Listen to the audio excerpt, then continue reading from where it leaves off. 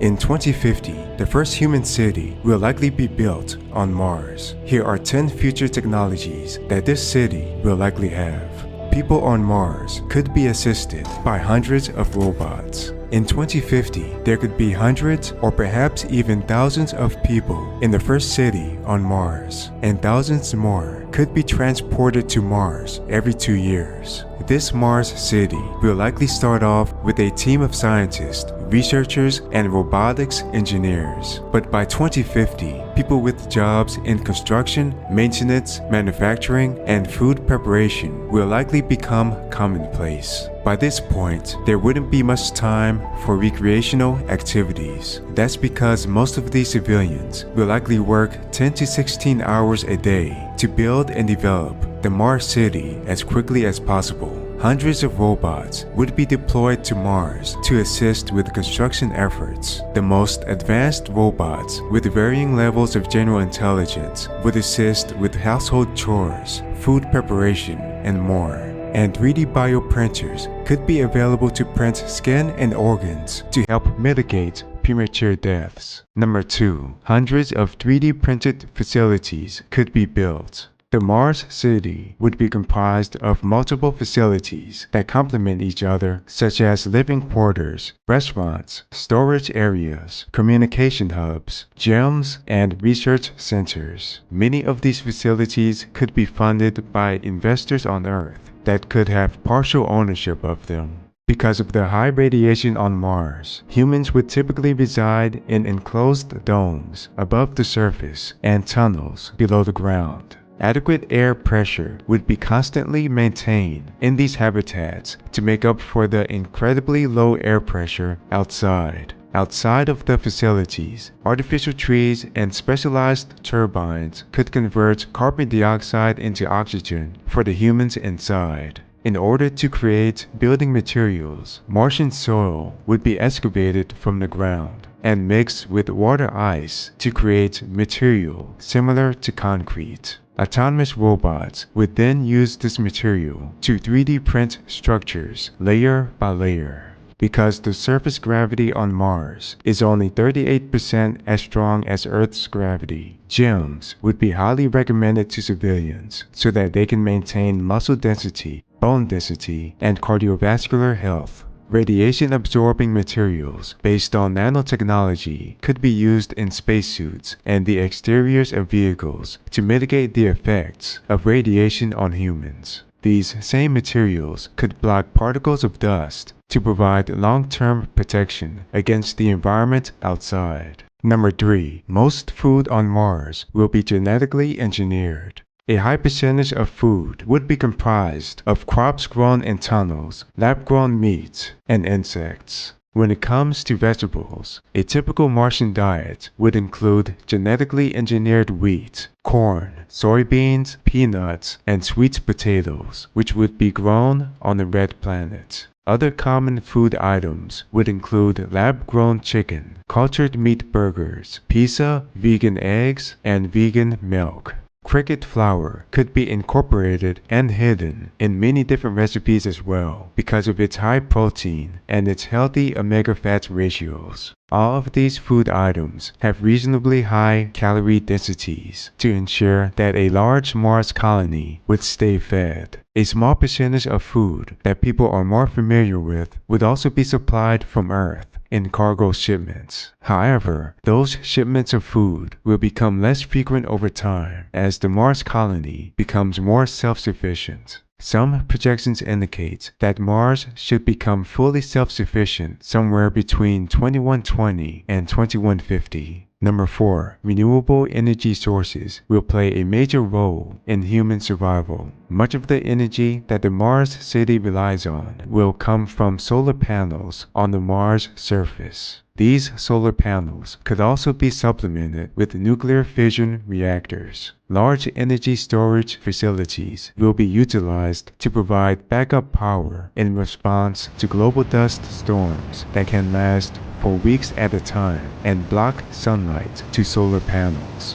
A nuclear fusion power plant could begin to be constructed to handle a majority of energy needs. Autonomous robots could also extract hydrogen from water to create hydrogen-based fuel for vehicles. These vehicles would enable scientists to roam for hundreds of miles on the Mars surface. Number 5. Terraforming plans will be underway. Mars has numerous aspects that make it uninhabitable for life. The temperature on Mars is equivalent to Antarctica temperatures on Earth. Mars has 40 to 50 times the radiation as Earth, and the low air pressure on Mars is equivalent to being over 21 miles above the Earth's surface, which is lethal to humans. For those reasons, terraforming is a necessary solution if humans plan to inhabit Mars in the long run. Terraforming efforts could physically begin as early as 2100 after the main hurdles of reaching self-sufficiency have been surpassed. Planned terraforming efforts include creating breathable air by using nanobots to convert carbon dioxide to oxygen, adding more water to Mars' ecosystem by melting the ice caps of Mars with sunlight directed from solar panels on orbiting satellites, and creating an artificial magnetic field by placing giant superconducting rings around the equator of Mars. This entire process could take as long as 500 years. Number 6. Aggressive expansion plans will take place relatively soon. Over time, the first city on Mars will grow much larger, and eventually, multiple cities will be spread out on Mars' surface. A majority of the cities will likely be built in the Hellas Planitia region, which is the lowest lying plain on Mars. It has an air pressure that is more accommodating to human life than anywhere else on Mars. We could also have multiple human settlements near the natural caves and lava tubes close to the volcano Arsia Mons. Dozens of exploration robots could be deployed